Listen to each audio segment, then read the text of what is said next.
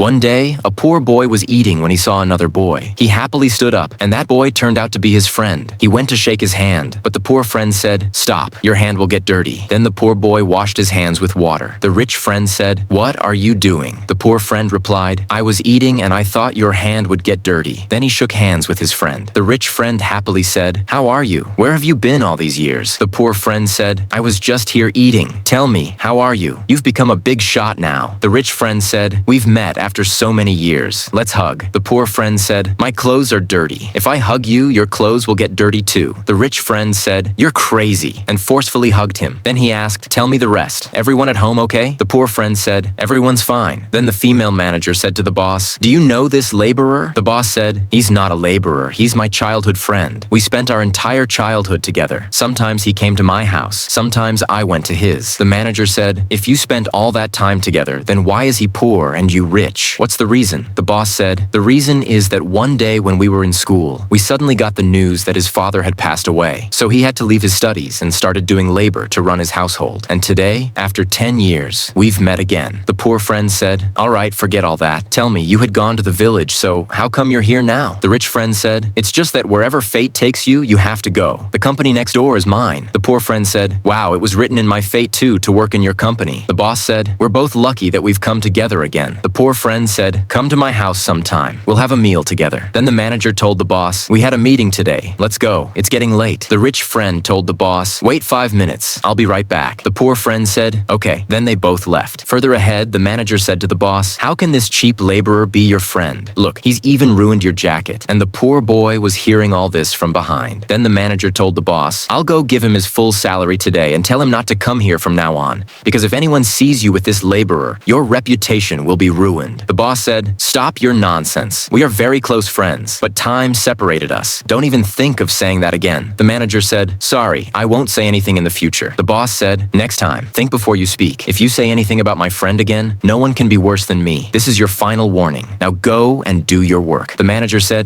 "Okay." Then the poor friend started to leave, feeling upset, but the rich friend called out and stopped him. The poor friend said, "My mother called. I'm going back to the village. I won't come here again." The boss said, "I think you heard everything, and I scolded my manager harshly. Now whatever the world says, I don't care. You are my friend today, tomorrow, and forever. Now feed me a meal." The poor friend said, "Will you eat this food?" The rich friend said, "That same thing again. We ate here in childhood too. Open the lid. Let's eat." After that, both friends relived their childhood memories and ate together. You too, never forget your childhood friends no matter what.